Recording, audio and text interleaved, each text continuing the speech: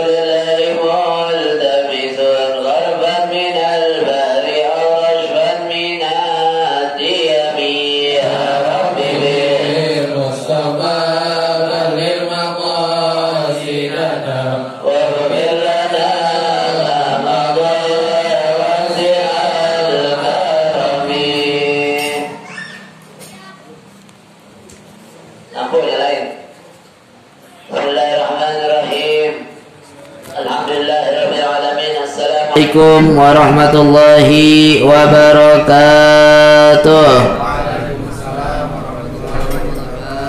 Alhamdulillahi rabbil alamin. Wassalatu wassalamu ala habibi rabbil alamin, Sayyidina wa habibina wa syafi'ina wa nuri kulubina wa maulana Muhammadin wa ala alihi wa sahbihi ajma'in. Allahumma salli ala Sayyidina Muhammadin al-fatih lima ughliq, al-khatim lima sabaq, nasiril haqqi bil haqqi wal hadi ila siratikal mustaqim, wa ala alihi wa sahbihi haqqa qadrihi wa miqdarihil azim. Allahumma akhrijna min dhulumatil wahmi wa akrimna binuril fahmi waftah alaina bima'rifatil ilmi wa hassin akhlaqana bil ilmi wa sahhil lana abwaba fadlik wanshur alaina min khazaini rahmatik ya arhamar rahimin. Subhanaka la ilma lana illa ma 'allamtana innaka anta alimul hakim. Rabbi shrah li sadri wa yassir li amri wahlul 'uqdatam min lisani yafqahu qawli bijahin nabi wa sahbi wa ali amma ba'd. Yang sama kita muliakan dan kita hormati sahibul bait Bapak Haji Abdillah beserta keluarga. Kita doakan senantiasa diberikan sehat wal afiah, panjang umur dalam taat kepada Allah dan Rasulnya, dijauhkan dari segala musibah, dijauhkan dari segala bala, dijauhkan dari segala wabak, dari baik itu zahir maupun yang batin. Amin amin ya rabbal alamin.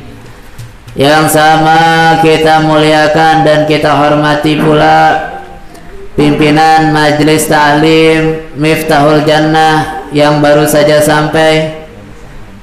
Ahlan wa sahlan wa marhaban bikudumikum ya nasla Taha wal Batuli, lakum bushral ijabati wal qabuli minal maula biwasitatir rasuli, da'a da'il ijabati wastajabtum wa badartum ilal fadlil jazili, wasaltum fastama'tum wattasaltum bikum ya nasla Taha wal Batuli.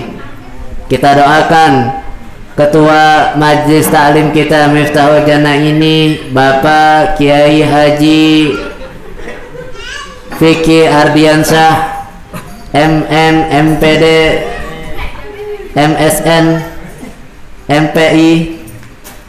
Kita doakan senantiasa diberikan sehat wal afiah, panjang umur, dan juga diberikan keberkahan pada keluarganya, diberikan keberkahan pada harta bendanya. Amin amin ya rabbal alamin.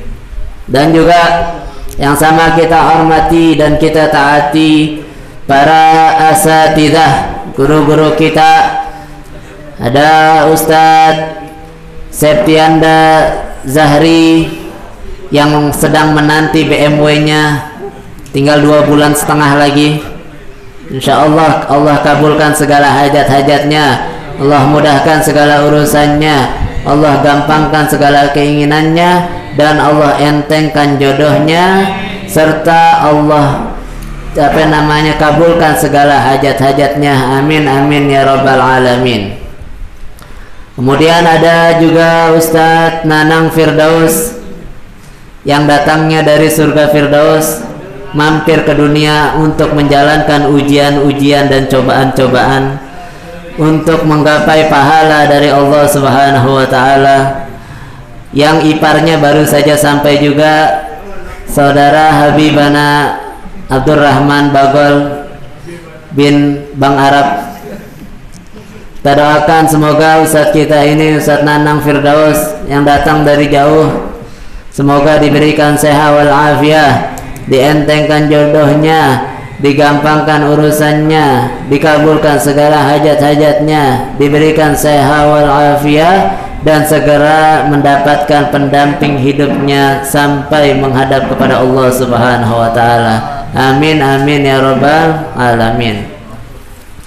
Dan segenap para hadirin jamaah Majelis Ta'lim Miftahul Jannah yang dimuliakan oleh Allah Subhanahu wa taala.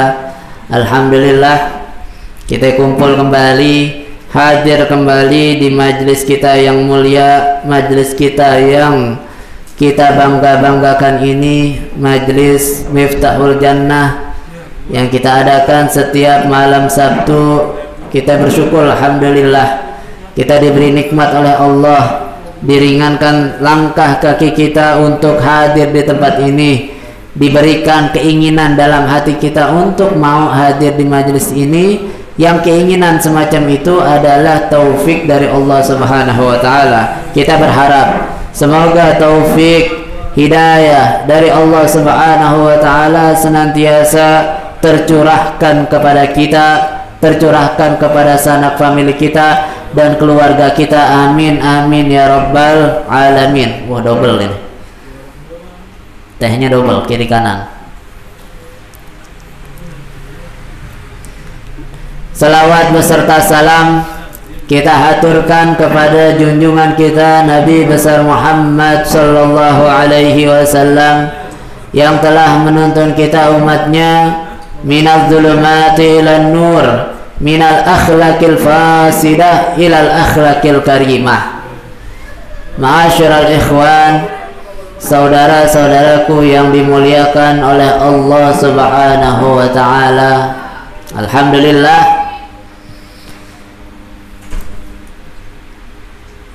kita melanjutkan daripada kajian kita yang lalu, masih tentang adab-adab masuk ke kamar mandi. Masih dengan adab-adab masuk kamar mandi. Qala rahimahullahu ta'ala Abu Hamid Muhammad bin Ahmad Al-Ghazali, wa yanbaghi an tu'iddan nubal qabla qada'il haja wa an la tastanjiya bil ma'i fi mawdi'i qada'il haja wa an tastabri'a minal bauli bit tanahnuhi wan natri salasan wa bi imrari yaddil yusra ala asfalil qadimi. Paham semuanya? Paham aja. Jadi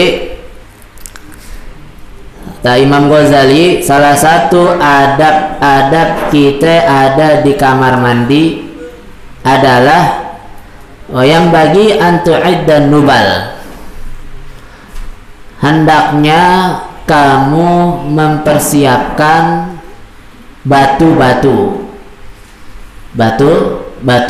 disiapin batunya. Disiapin batu, tujuannya apa? Untuk istinja bil hajar. Sebagaimana kita ketahui, istinja itu ada kalanya dengan air, ada kalanya dengan batu. Boleh dengan air, boleh juga dengan batu dalam keadaan tertentu, atau boleh digabungkan antara batu dan air. Kalau mau dipilih antara dua ini, antara batu dan air, maka yang lebih afdal kita menggunakan air. Sebab air lebih dapat menghilangkan sisa kotoran dibandingkan batu. Jadi boleh dengan batu dengan air. Nah, di sini tujuannya kita mempersiapkan batu, padahal kita ada di kamar mandi mungkin. Nah, di kamar mandi sudah ada air. Untuk apa kita siapin batu? Tujuannya kita siapin batu ini adalah yang pertama untuk menggabungkan antara istinja dengan batu juga dengan air. Jadi istinjanya dengan batu juga dengan air digabungkan, dan ini yang paling afdal. Ini yang paling afdal, digabungkan antara batu dan juga air. Pertama dengan batu 3 kali, baik itu batunya ada 3 ataupun batunya memiliki 3 sisi. Sisi sebelah sini, sama sebelah sini. Boleh 3 kali dengan batu, kemudian baru dengan air. Ini cara yang paling afdal, menggabungkan antara batu dan air. Ini yang pertama, kita nyiapin batu, tujuannya itu. Yang kedua, untuk mengikuti sunnahnya Nabi Muhammad SAW. Sebab Nabi katakan, ittaqul mala'ina wa a'iddun nubal. Hati-hati dari tempat-tempat yang terlaknat. Jauhi tempat-tempat yang dilaknat sama Allah Subhanahu wa taala. Jauhi tempat maksiat, jauhi tempat dosa, jauhi tempat orang-orang berbuat maksiat, jauhi tempat-tempat yang di situ tempat dilakukannya kemurkaan-kemurkaan kepada Allah Subhanahu wa taala. Jauhi itu. Wa a'iddun nubala, dan siapin batu kalau mau istinja. Ini hadis Nabi SAW. Maka Dengan kita menyiapkan batu dan beristinja dengan batu dan air, itu kita berarti mengikuti sunnahnya Nabi Muhammad Sallallahu Alaihi Wasallam. Tujuannya apa sih kita kok disuruh ngikuti sunnah terus, kok disuruh ngerjain sunnah, kok dianjurkan untuk jangan sampai ketinggalan daripada sunnah, padahal nggak dosa kita kalau ninggalin sunnah. Hanya saja kalau kita ngerjakan kita dapat pahala, mau ditinggalkan nggak dosa. Kenapa sih repot-repot kita mentingin sunnah? Sebab Allah Subhanahu wa Ta'ala katakan apa? Qul in kuntum tuhibbunallaha fattabi'uni yuhibbukumullah wa yaghfir lakum dzunubakum wallahu ghafurur rahim. Allah katakan, Qul in kuntum tuhibbunallah. Wahai Muhammad, bilang sama umatmu, katakan sama umatmu, in kuntum tuhibbunallah. Kalau kalian umatnya Muhammad cinta sama Allah. In kuntum tuhibbunallah. Kalau kalian ngaku cinta Allah, cinta kepada Tuhan kalian Allah Subhanahu wa Ta'ala, fattabi'uni, ikuti aku. Siapa? Ikuti Rasulullah sallallahu alaihi wasallam. Ikuti semua yang dilakukan oleh Nabi Muhammad, ikutin. Semua yang dikerjakan oleh Nabi Muhammad, ikutin. Yang dikerjakannya, yang diperintahkannya, yang diucapkannya, ataupun yang dibiarkannya orang lain melakukan di hadapan Nabi, semua ikutin. Kita lihat Sayyidina Abdullah bin Abbas. Sayyidina Abdullah bin Abbas. Beliau ini kalau melewati kota Makkah menuju ke Madinah, di tengah perjalanan beliau mandep ke kanan sedikit, kemudian mampir sebentar, terus pergi lagi di salah satu pohon di dalam perjalanannya. Lewat, mandep sono, terus jalan lagi. Jadi cuma nengok doang, cuman nengok aja. Datang setiap lewat situ pasti nengok ke salah satu pohon. Maka orang-orang nanya sama Sayyidina Abdullah bin Abbas, Sayyidina Abdullah bin Abbas, kenapa kok wahai imam, wahai sepupunya Rasulullah Shallallahu Alaihi Wasallam, ada apa gerangan kamu setiap lewat sini kamu nengok, setiap lewat sini kamu balik badan, ada apa? Maka Sayyidina Abdullah bin Abbas, sungguh demi Allah, aku pernah melihat Nabi Muhammad Shallallahu Alaihi Wasallam lewat sini, kemudian Nabi nengok ke arah sana, maka aku setiap lewat sini aku ikuti Nabi Muhammad SAW. Ketika lewat sini mandapnya ke sana. Jadi Sayyidina Abdullah bin Abbas nengok ke sana cuma ngikuti Nabi Muhammad SAW, nggak ada tujuan yang lain, hanya ngikuti Nabi Muhammad SAW. Sampai segitunya, padahal kalau kita pikir-pikir itu bukan suatu ibadah, bukan terkait dengan suatu amal soleh. Tapi apapun yang dilakukan oleh Nabi Muhammad, dia kerjain. Kenapa dia ngerjain? Kok mau dia ngerjain? Kenapa dia, Sayyidina Abdullah bin Abbas ini mau ngikutin Nabi Muhammad SAW? Apakah dia itu seorang Nabi? Bukan karena itu. Apakah dia itu karena dia itu adalah sepupunya dia? Sayyidina Nabi Muhammad SAW adalah sepupunya dia? Bukan juga. Itu semua dilakukan oleh Sayyidina Abdullah bin Abbas. Ini salah satu contoh aja, banyak lainnya dari sahabat Nabi SAW dilakukan atas dasar kecintaan Sayyidina Abdullah bin Abbas kepada Nabi Muhammad SAW. Jadi karena cintanya, apapun yang dilakukan orang yang dicintainya akan diikuti. Makanya kata seorang penyairnya apa? In kana hubbuka shadiqan la ata'tahu innal muhibba liman yuhibbuhul muti'. Kalau kecintaan kamu itu sungguh-sungguh, kecintaan kamu itu sejati, benar-benar cintanya, maka kamu pasti akan patuh sama Rasulullah SAW. Kenapa? Innal muhibba liman yuhibbuhul muti. Karena orang yang mencintai seseorang pasti akan patuh, pasti akan tunduk dan ikuti apa yang dia kerjakan. Kita kalau suka apapun, demen namanya artis, kita ikutin tingkah lakunya, bajunya kita ikutin, pakaiannya kita ikutin, cara bicaranya kita ikutin, gaya ngomongnya kita ikutin. Karena apa? Kita demen sama dia, kita cinta sama dia.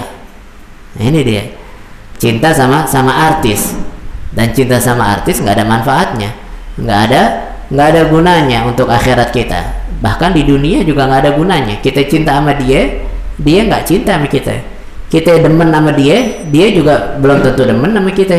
Kita ikutin dia belum tentu tahu kita ngikutin dia. Kita ngikutin artis, belum tentu artis itu tahu.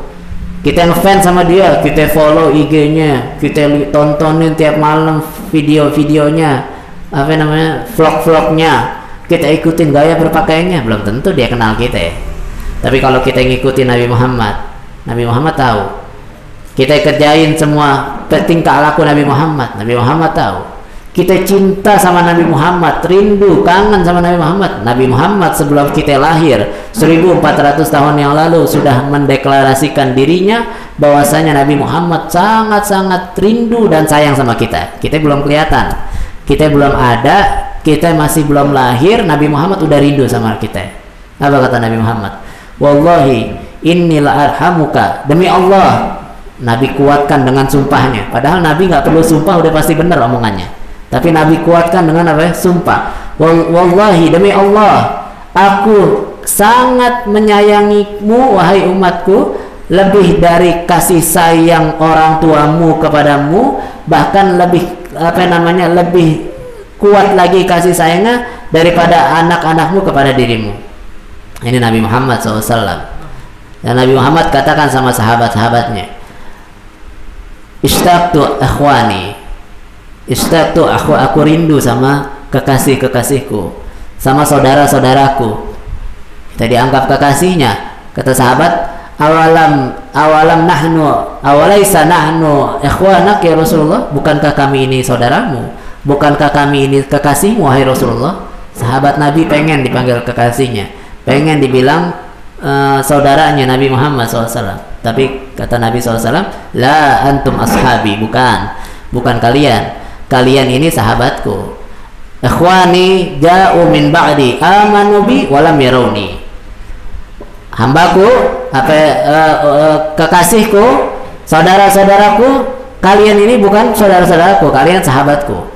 Saudaraku, kekasihku nanti orang-orang yang datang setelah kalian, setelah aku meninggal, tapi mereka iman sama aku dan mereka mengikuti sunnahku, itu orang-orang yang aku rindui.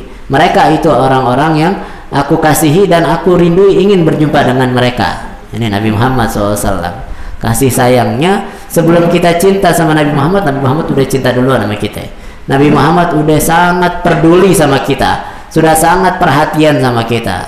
Maka dengan kecintaannya Imam Sayyidina Abdullah bin Abbas itu ngikuti Nabi Muhammad SAW. Dan janji Allah Subhanahu wa taala di dalam ayat yang tadi, in kuntum tuhibbunallah, kalau kamu itu cinta sama Allah dengan cara mengikuti apa-apa yang dilakukan oleh Nabi Muhammad, fattabi'uni yuhibbukumullah. Pasti kalau kita ngikutin sunnah-sunnahnya Nabi Muhammad, Allah bakal cinta sama kalian. Kalau mau cari cintanya Allah, ikutin semuanya yang dilakukan oleh Nabi Muhammad SAW. Wa yaghfir lakum dzunubakum. Bukan hanya dicintai sama Allah, tapi yaghfir dzunubakum. Allah ampuni dosa-dosa kalian. Allah ampuni dosa-dosa dan kesalahan kalian. Dapat cintanya Allah, diampuni dosa-dosanya. Orang kalau udah dicintai, kita lihat hidup kita di dunia nih, ada orang dicintai sama orang yang biasa-biasa aja, nggak dicintai. Ini orang yang dicintai melakukan kebaikan, dia senang sama dia. Ini orang yang biasa-biasa aja melakukan kebaikan, ini juga senang sama dia. Ini orang yang dicintai melakukan kesalahan, ini masih senang sama ini. Kesalahannya hilang, ketutup sama cintanya. Tapi orang yang nggak dicintai, biasa-biasa aja melakukan kesalahan, langsung ini murka, langsung ini marah sama orang yang tidak dicintai. Maka cari cintanya Allah Subhanahu wa taala. Kita tahu kasih sayang Allah itu luas, kasih sayang itu besar, kasih sayang itu Allah sangat-sangat banyak. Kita cari cintanya Allah Subhanahu wa taala walaupun kita banyak dosanya. Kita cari cintanya Allah Subhanahu wa taala walaupun kita banyak kesalahannya. Kita cari cintanya Allah Subhanahu wa taala walaupun kita bukan orang baik. Sebab kalau orang udah dicintai, apapun yang dilakukan pasti Allah akan maafkan. Apapun yang dilakukan pasti Allah akan ampuni dosa-dosanya. Cari cintanya Allah dengan cara macam-macam. Dengan cara ngikuti sunnahnya Nabi Muhammad, dengan cara mencari keridoan daripada orang tua kita. Yang orang tuanya masih ada, alhamdulillah bersyukur. Orang tuanya masih ada, ayahnya, ibunya, apalagi ibunya, ini bersyukur. Itu apa yang namanya kunci kebahagiaan kita di dunia sebelum di akhirat. Sama ada di orang tua kita. Bersyukur yang masih ada orang tuanya. Kita jaga itu orang tua, cari gimana pun caranya supaya kita mendapatkan ridhonya orang tua. Pasti Allah Subhanahu wa taala bakal ridho. Nah, ini Sayyidina Abdullah bin Abbas cari keridhaan Allah Subhanahu wa taala melalui ngikut apa namanya sunnahnya Nabi Muhammad SAW. Ngikuti sunnah Nabi Muhammad, dicintai Allah, dicintai Rasulullah, juga diampuni dosanya sama Allah Subhanahu wa taala. Seperti halnya pernah Nabi Muhammad SAW, kita kan kadang-kadang suka bingung kalau ada habaib datang atau kalau ada ulama datang, ada kiai, ustadz datang, kok orang-orang pada diri. Ngapain orang pada diri? Ngapain orang pada bangun diri? Memang ada beberapa keadaan yang kita itu disunahkan untuk berdiri. Di antaranya manakala ada jenazah lewat, kita sunnah berdiri.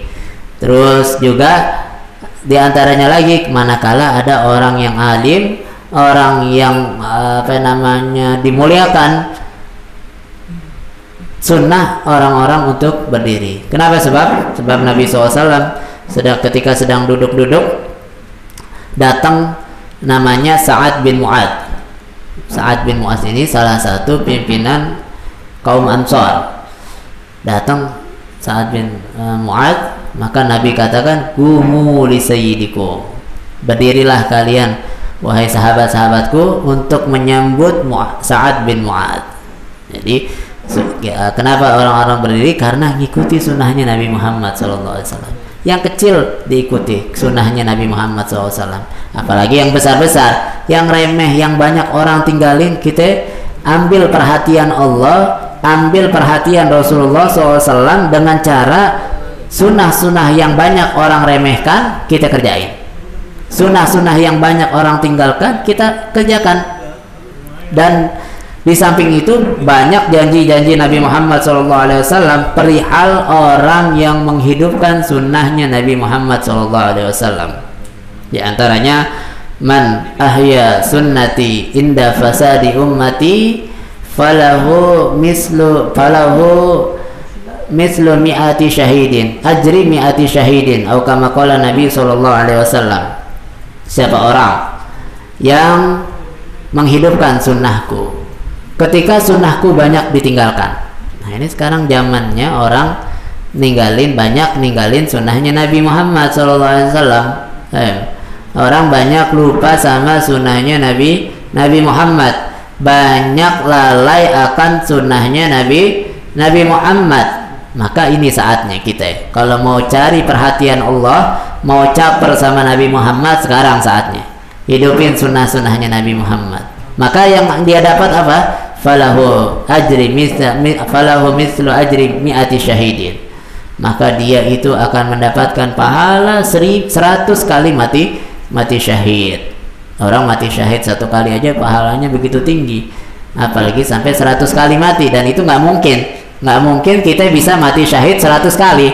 Kalaupun kita mau bisa mati syahid, palingan 1 kali, nggak bisa 100 kali. Ini dengan menghidupkan sunnahnya Nabi Muhammad, kita bisa mendapatkan 100 kali pahala mati syahid.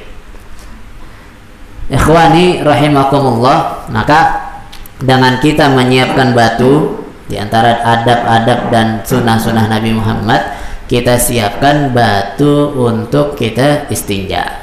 Kalau di Jawa-Jawa, masjid-masjid Jawa tuh, masjid jalanan di pinggir-pinggir jalan di Jawa itu, kamar mandinya itu ada batunya. Biasanya ada batunya satu, setiap kamar mandi satu batu kecil. Gunanya untuk istinja. Habis istinja dicuci lagi itu batunya, istinja cuci lagi. Cuman kalau adanya di masjid gitu, di kamar mandi umum gitu, berarti yang pakai banyak. Nah, kalau bisa kita cari sendiri aja dah. Satu buat kita sendiri, jangan rame-rame. Kasihan batunya dipakai rame-rame.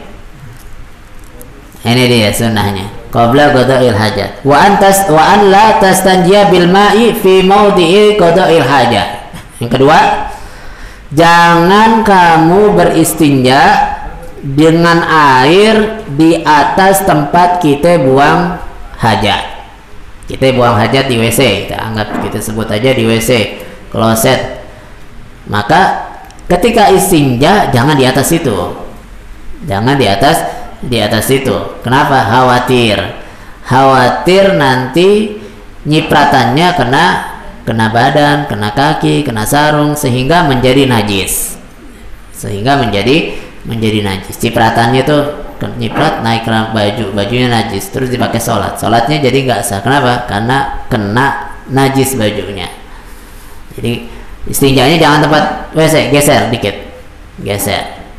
Atau kalau kalau lega kamar mandinya agak jauh sedikit dari tempat istinja, disiram dulu biar suci dan lain sebagainya. Nah, baru istinja. Wa'an tastabri'a minal bauli bitanahnuhi wa natri salasan. Juga hendaknya ketika buang air kecil itu sampai tuntas bersih dengan cara tanahnu dan natr. Apa ya tanahnu itu? Tanahnu itu berdehem. Gitu. Lontong mana ini? Nggak ada lontong sekarang. Cep, nggak ada lontong Cep. Bicok doang. Oh, bicok aman deh. Habis ini makan nasi kuning Cep. Tenang Cep, aman. Berdehem. Jadi ketika buang air kecil itu kalau selesai udah berhenti nih nggak keluar airnya, itu belum selesai, biasanya masih ada tuh. Cara nuntasinnya dengan berdehem. Selain berdehem juga dibarengi dengan nater.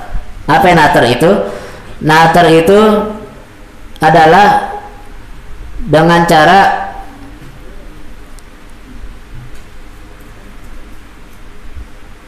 imraril yadil yusra wa bi imraril yadil yusra ala asfalil godib. Dengan cara apa ya? Jadi ini kemaluannya, kemudian diurut sebentar, urut pelan, jangan kencang-kencang. Kalau kencang-kencang repot, nanti patah. Diurut pelan-pelan, telunjuknya dengan tangan kirinya diurut pelan-pelan sambil berdehem. Gitu sampai ntar ketika ditekan sebentar terus sambil dehem itu ketika dilepas bakal keluar lagi air kencingnya tuh, bakal keluar lagi terus sampai yakin nggak ada sama sekali, 2 kali atau 3 kali sampai terputus, sampai hilang apa namanya, benar-benar tuntas air kencingnya, benar-benar tuntas sampai 3 kali atau sekali atau 2 kali 3 kali sampai tuntas. Hasil sampai tuntas. Kira-kira paham? Mijitnya paham? Mijitnya 2 jari aja, nggak usah 5-5-nya. Oh 5-5-nya beda makna itu, bukan nater namanya, beda lagi maknanya. Kamil ya? Paham? Tuh, Kamil paham banget Kamil kalau urusan gitu. Tuh, paling paham deh, ketawanya girang. Nah, ini dia. Jadi dengan cara tanahnu, berdehem dan memijat batang kemaluannya. Dan di sini disebutin enggak? Buang air kecilnya, buang air besarnya juga dalam keadaan jongkok. Dalam keadaan jongkok, kaki kirinya kayak orang jingke, kaki kanannya nepak biasa. Paham ya? Kaki kirinya kayak orang jingke, kaki kanannya nepak. Jongkok nih. Yang satu begini kaki kanannya, yang kaki kirinya begini. Ini ketika dalam keadaan buang air kecil ataupun buang air besar. Kalau saya orangnya nggak bisa jongkok, susah mau jongkok, ya deh sebisanya deh, duduk deh, ada kloset duduk kalau buang hajat ya. Sebab sebagian orang ada yang nggak bisa jongkok. Orang-orang yang gemuk-gemuk susah mau jongkok, bisa jongkok 5 detik doang, 5 detik rubuh. Nah, kalau buang hajat kan lebih dari 5 detik. Kalau buang hajat dipaksain jongkok rubuh, ya belepetan akhirnya. Ya kalau emang nggak bisa jongkok, sebisanya jongkok. Kalau nggak bisa ya duduk. Tapi kalau kloset jongkok jangan dibuat duduk, ntar belepetan. Kalau kloset yang duduk didudukin, kalau kloset yang jongkok dijongkokin. Buang air kecilnya begitu juga jongkok. Sebisa mungkin buang air kecilnya jongkok. Nah, sebab kalau jongkok itu kotorannya itu keluar rapi, nggak kesisa. Kalau berdiri biasanya ada sisa-sisanya. Ini dia. Ini sunnah jongkok, yang ketika buang air kecil sunnah, ketika buang hajat juga sunnah. Nah, buang hajat jangan berdiri ya, kalau berdiri belepetan nanti. Ya, ini diantara sunnah-sunnahnya kita ketika buang hajat, buang air besar ataupun buang air kecil. Ikuti sunnah-sunnahnya Nabi Muhammad SAW sebagai harapan Allah dan Rasulullah jadi cinta sama kita, dan juga dosa-dosanya kita diampuni oleh Allah Subhanahu wa Ta'ala. Jadi menghidupkan sunnahnya Nabi Muhammad SAW. Apalagi kita anak-anak muda ini paling antik kalau bisa ngejalanin sunnah. Kalau ada anak muda bisa jalanin sunnah, wah ini hebat. Maka istilahnya hebatnya itu luar biasa, lebih dari kehebatan orang-orang tua yang menjalankan sunnah. Sebab kalau orang tua ya biasa ngejalanin sunnah, emang udah harus waktunya. Kalau ada orang tua yang nggak mau jalanin sunnah, ya bahlul namanya orang tuanya. Namanya orang tua yang nggak tahu diri. Nah, tapi kalau ada anak muda yang mau ngidupin sunnah, yang mau jalanin sunnah, ini baru luar biasa. Ini baru hebat, baru anak muda yang hebat. Bukan orang yang hebat itu yang jago berantem, yang jago ribut sana, tawuran sana sini, bukan. Kata Nabi SAW apa? Laisa syadid bisur'ah, innama syadidun man yamliku nafsahu an indal ghadab. Atau kama qala Nabi SAW. Orang yang hebat, kata Nabi SAW, bukan yang jago berantem, bukan yang jago silat, bukan yang jago gulat, bukan yang jago bertarung. Orang hebat bukan itu. Orang hebat gimana? Man yamliku nafsahu indal ghadab. Orang yang bisa menguasai dirinya ketika dalam keadaan marah.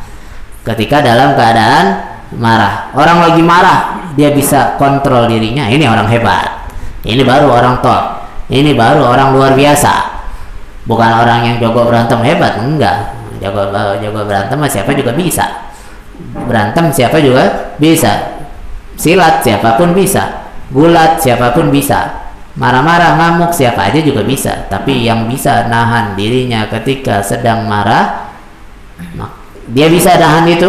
Ini orang yang luar biasa. Nggak semua orang bisa. Nggak semua orang bisa. Orang-orang tertentu yang dikasih taufik sama Allah yang bisa menahan dirinya ketika sedang marah. Ikhwani rahimakumullah, maka ini dia sedikit daripada pelajaran kita saat ini, yaitu adab-adab tentang